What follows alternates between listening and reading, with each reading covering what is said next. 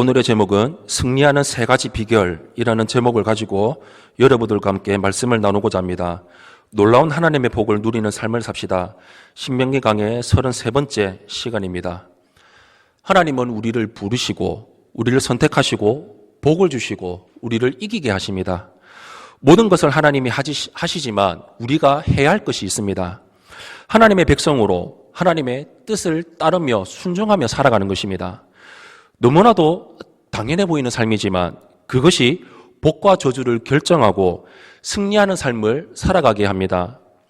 이스라엘 자손이 약속의 땅을 앞에 두고 있습니다. 아직 그 땅을 차지하지는 못했습니다. 하나님은 그 땅을 주겠다고 약속을 하셨습니다.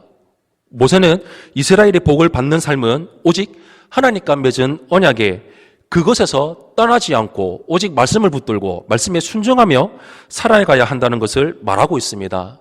오늘 말씀을 통해서 우리가 어떻게 해야 복을 받으며 승리하며 살아갈 수 있는지에 대해서 여러분들과 함께 말씀을 나누고자 합니다. 먼저 첫 번째로 하나님을 사랑하고 의지하는 삶을 살아야 합니다. 오늘 본문 22절 말씀 우리 한 목소리로 합독하겠습니다. 21절 말씀 한 목소리로 합독하겠습니다. 시작. 너희가 만일 내가 너희에게 명하는 이 모든 명령을 잘 지켜 행하여 너희의 하나님 여호와를 사랑하고 그의 모든 도를 행하여 그에게 의지하면 아멘. 모세는 계속해서 반복했던 말, 하나님의 명령을 지켜 행하고 하나님을 사랑하라, 그 도를 행하고 그를 의지하라고 말하고 있습니다. 하나님을 사랑하는 것은 단순하게 전쟁에서 승리하고 땅을 차지하기 위한 것만이 아닙니다. 모세는 끊임없이 하나님을 이스라엘 자손의 하나님, 너희 하나님, 너희 하나님이라고 말하면서 여호와 하나님과 이스라엘 백성과의 관계를 다시 한 번 더 생각하게 만들고 있습니다. 하나님과 관계를 맺기 위한 핵심은 온 마음과 뜻을 다해 하나님을 사랑하고 순종하며 살아가는 것입니다. 하나님의 이름이 무시를 당할 때 용납할 수 없는 분노가 내 마음속에서 일어나는 것이 사랑이고, 하나님이 그 이름에 합당한 영광을 얻지 못할 때 하나님 편에 서서 하나님을 향해서 세상 사람들을 향해서 하나님을 위해서 싸우는 것이 사랑입니다. 하나님이 우리를 위해 싸우시는 이유는 우리가 하나님의 편이기 때문입니다. 모세는 하나님 말씀을 잘 지켜 행하는 것이 하나님을 사랑하는 것이라고 말하고 있습니다. 하나님의 말씀을 지켜 행하는 것이 하나님을 의지하는 것이라고 말하고 있습니다. 여기서 의지한다라는 원어의 의미는 어디에 달라붙는다. 그러니까 누군가를 의지하는 것이 누군가에게 잘 붙어 있다라는 것이라는 의미가 담겨져 있는 것입니다. 요한복음 15장 4절에 이렇게 나와 있습니다. 우리 요한복음 15장 4절 말씀 우리 한 목소리로 합독하겠습니다. 시작. 내 안에 거하라 너희 안에 거하리라. 가지가 포도나무에 붙어 있지 아니하면 스스로 열매를 맺을 수 없음 같이 너희도 내 안에 있지 아니하면 그러하리라. 아멘. 예수님께서 포도나무 비유를 말씀하시면서 나는 포도나무고 너희는 가지다라고 말씀하셨습니다. 가지가 포도나무에 붙어 있을 때 열매를 맺는 것처럼 너희가 내 안에 거하면 붙어 있으면 많은 열매를 맺을 수 있다라고 우리에게 가르쳐주고 있습니다. 붙어 있는다라는 것은 인격적인 관계를 맺고 있다는 것입니다. 그러니까 하나님을 의지한다, 하나님께 붙어 있는다라고 하는 것은 하나님과의 실질적으로 인격적인 관계를 맺으면서 인격적인 관계를 가지면서 살아가고 있다는 것입니다. 사랑은 일방적이지 않습니다. 사랑은 소통해야 됩니다. 소통해야 이 사람이 나를 사랑하는구나, 나를 좋아하는구나, 나에게 대한 마음이 어떻구나라는 것을 알 수가 있습니다. 사랑은 서로 주고받는 것이 있어야 되는 것입니다. 우리가 하나님을 사랑한다고 말하면 하나님께 잘 붙어 있어서 하나님의 말씀을 지켜서 순종하며 살아가야 합니다. 그렇게 하나님께 붙어 있고 의지할 때 하나님께서는 우리의 삶 가운데서 우리가 생각하지도 못했던 놀라운 열매의 은혜를 허락하여 주시는 것입니다. 붙어 있는다는 것의 실제적인 것은 무엇입니까? 우리가 2주 전에 우리 담임 목사님께서 주일 말씀을 통해서 우리에게 잘 알려주셨습니다. 5가지가 있습니다. 능동적인 것 3가지, 수동적인 것 2가지가 있습니다. 능동적인 것은 셀교회 안에 뿌리를 박고 믿음에 굳게 서서 감사를 넘치게 하는 것입니다. 수동적인 것은 셀교회로부터 내가 세움을 받는 것이고 교훈을 받는 것입니다. 내가 알아서 셀 안에서 순종하며 세움을 받아야 하고 내가 알아서 하는 것이 아니라 셀 안에서 순종하면서 세움을 받고 내가 원하는 말씀을 찾아 들어서 내가 듣고 싶은 것만, 내가 원하는 것들만, 내가 하고 싶은 것들만 하는 것이 아니라 내 교회 목사님의 말씀과 셀장의 권면을 온유함으로 길들여져서, 말씀에 길들여져서, 그렇군요, 맞습니다, 나는 틀렸습니다, 목사님 말씀이 옳습니다, 나는 틀렸습니다, 셀장님 말씀이 옳습니다, 나는 틀렸습니다, 말씀이 옳습니다, 내 교회가 옳습니다 라고 순종함으로 온유함으로 받아들이면서 나아가는 것이, 그것이 실질적으로 내가 붙어 있으며 살아간다는 것입니다. 이것이 하나님과의 인격적인 관계, 그리고 하나님과의 소통하며 살아가는 삶, 하나님 말씀에 순종하는 삶을 살아가는 것입니다.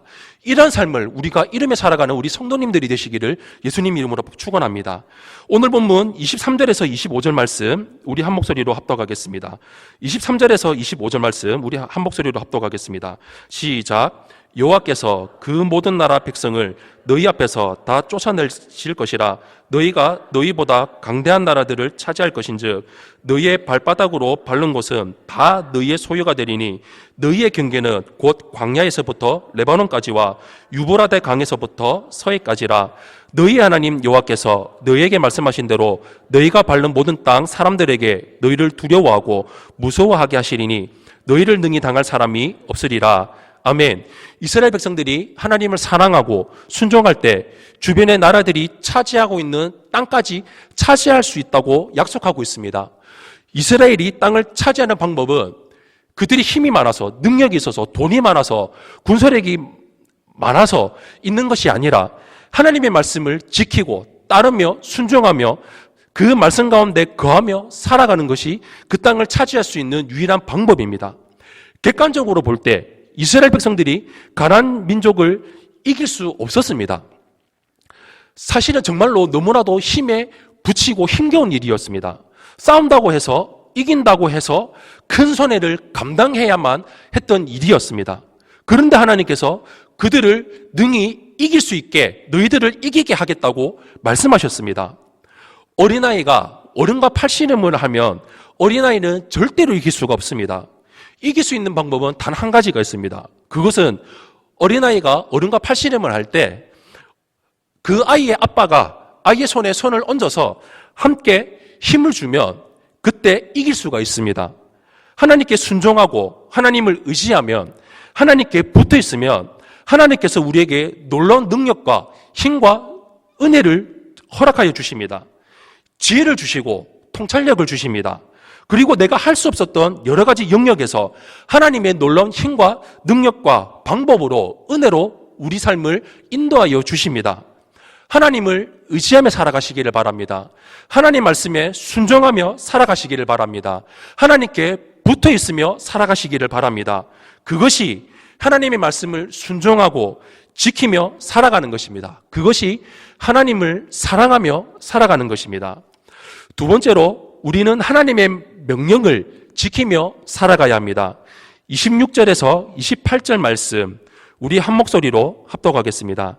시작. 내가 오늘 복과 저주를 너희 앞에 두나니 너희가 만일 내가 오늘 너희에게 명하는 너희의 하나님 여호와의 명령을 들으면 복이 될 것이요 너희가 만일 내가 오늘 너희에게 명령하는 도에서 돌이켜 떠나 너희의 하나님 여호와의 명령을 듣지 아니하고 본래 알지 못하던 다른 신들을 따르면 저주를 받으리라. 우리 앞에 복과 저주가 있다면 여러분들은 무엇을 선택하시겠습니까? 그 어느 누구도 저주를 선택하겠습니다 라고 할 사람은 아무도 없을 것입니다. 저는 복을 선택하겠습니다 라고 말할 것입니다. 저주를 선택하고 또 저주를 소망하는 사람도 그 누구도 아무도 없을 것입니다. 이 저주는 우리에게 고통이고 고난이고 너무나도 힘들고 너무나도 싫은 것이기 때문입니다. 모세가 하나님의 복을 선택하는 방법을 우리에게 가르쳐 주었는데 바로 하나님의 명령을 따르는 것입니다. 이스라엘 자손들에게 주어진 명령은 그들에게 유익이 되기 위해서, 유익을 위해서 주어진 것이었습니다. 그러나 이스라엘은 하나님의 명령보다는, 하나님의 말씀보다는 그들의 계산과 그들의 이익과 그들의 생각과 그들이 하고 싶은 대로 따지며 살다 보니까 하나님의 뜻을 이루며 살아가지 못했다는 것입니다. 대표적인 사건이 바로 가데스 바네아의 사건이었습니다. 이스라엘을 위해서 싸우실 분도 하나님이고 이스라엘 자손이 약속의 땅을 차지하게 하실 분도 하나님이십니다. 조건은 단 한 가지였습니다. 하나님이 가라고 할 때 가고, 하나님이 서라고 할 때 서고, 하나님이 말하라고 할 때 말하고, 말하지 마라 하고 할 때 말하지 않는 것, 조용히 할 때, 그것이 그들이 하면서 살아가는 것이었습니다. 하나님의 명령을 듣고 따를 때 하나님의 놀라운 복이 우리 삶 가운데 임합니다. 하나님의 명령을 듣는다라고 하는 것은 우리의 귀로 듣는 것뿐만 아니라 또 한 가지의 의미가 담겨져 있는데, 그것은 들음에서, 듣는 것에서 그치는 것이 아니라 들음을 내 삶에서 실천하는 것까지 포함하는 것이 하나님의 말씀을 듣는다라는 의미입니다. 누가복음 8장 15절 말씀에 이렇게 나와 있습니다. 누가복음 8장 15절 말씀 우리 한 목소리로 합독하겠습니다. 시작. 좋은 땅에 있다는 것은 착하고 좋은 마음으로 말씀을 듣고 지키어 인내로 결실하는 자니라. 아멘. 예수님께서 비유로 설명해 주실 때 이 좋은 땅에 씨앗이 뿌려진다면 100배의 열매가 열린다. 하나님의 말씀을 좋은 마음으로 받아들이면, 그리고 그것이 뿌려지고 그 말씀을 듣고 지키어 인내하면 100배의 열매가 열린다라고 말하고 있습니다. 우리에게 말씀을 해주고 계시는 것입니다. 좋은 땅에 씨를 뿌리는 것과 같이 우리 마음 가운데 하나님의 말씀이 뿌려집니다. 좋은 씨가 땅에서 자라나는데 여러 가지의 과정들이 필요합니다. 마찬가지로 우리의 삶에서 하나님의 말씀이 뿌려졌을 때 그것이 자라나서 열매를 맺기까지 과정들이 필요합니다. 예수님께서는 그 말씀을 지켜서 인내하는 자가 결실한다, 지키어 인내하는 자가 결실한다고 말씀하고 계십니다. 그러니까 말씀이 열매를 맺기까지 순종과 인내의 과정이 반드시 필요하다는 것입니다. 농부가 농사를 지을 때 오늘 내가 씨를 뿌려서 내일 나는 열매를 거두기를 기대한다, 그렇게 말하고 실제로 그렇게 바라는 농부가 있다면 그것은 진짜 농부가 아닙니다. 마찬가지로 우리의 삶 가운데 하나님의 말씀이 우리 마음밭에 뿌려졌다면 그 말씀이 열매를 맺기까지 순종과 인내의 삶, 우리 삶 가운데도 반드시 그것이 필요하다는 것입니다. 이 순종과 인내를 통과하지 않고서는 하나님의 풍성하고 놀라운 열매를 맺을 수가 없다는 것입니다. 저주는 어떤 상황입니까? 이 저주는 축복의 길을 따르는, 복을 받는 길을 따르는 것을 벗어난 모든 상황들이 저주라는 것입니다. 예를 들어서 식물이 자라는 과정 속에서 햇빛 받는 것을 거부하고 물 먹는 것을 거부한다면, 그것은 모두 다 거절한다면 절대로 열매를 맺지 못하고 말라 비틀어져 결국에는 죽게 되는 상황을 맞이하게 된다는 것입니다. 우리가 하나님의 말씀을 듣고 또 순종과 인내의 삶을 반드시 걸어가야 하는 이유는 그 과정을 통해서 하나님께서 주시는 놀라운 은혜와 하나님의 인도하심을 우리가 맛보아 누리며 알 수 있다는 것입니다. 그렇기 때문에 우리가 하나님의 말씀을 순종하고 인내하는 과정은 고통의 과정이 아닙니다. 하나님과 함께하는 놀라운 기쁨의 연속의 과정이라는 것입니다. 모든 기쁨의 순간들이라는 것입니다. 오늘 하나님의 말씀이 우리 삶 가운데 뿌려지고 있습니까? 뿌려졌습니까? 여러분을 하나님이 눈여겨보시고 돌보시고 지켜보고 계십니다. 뿌리 내리고 줄기가 솟아서 열매 맺는 기쁨이 또한 찾아오게 될 것입니다. 그 귀한 은혜를 누리며 살아가는 우리 성도님들이 되시기를 바랍니다. 마지막 세 번째로 우리는 하나님의 도를 행하고 의지하며 살아가야 합니다. 오늘 본문 32절 말씀 우리 한 목소리로 합독하겠습니다. 시작. 내가 오늘 너희 앞에 베푸는 모든 규례와 법도를 너희는 지켜 행할지니라. 아멘. 하나님의 도를 행하는 것은 보이는 곳뿐만 아니라 보이지 않는 곳에서도 하나님을 따르고 경외하는 것입니다. 하나님을 의지하는 것은 하나님을 나의 하나님으로, 나의 주인이십니다 라고 인정하는 것입니다. 그리고 하나님 말고는, 하나님 외에는 절대로 그 아무것도 다른 신이 없다라고 나의 믿음을 고백하며 지키며 살아가는 것입니다. 우리가 살고 있는 세상에 다양한 일과 사건들이 벌어지며 우리는 경험하며 살아갑니다. 문제가 다양한 만큼 문제를 해결할 수 있는 다양한 방법이 있는 것처럼 보입니다. 그 오랜 옛날 고대 시대에는 모든 일을 해결해 줄 것 같은 많은 신들이 있었습니다.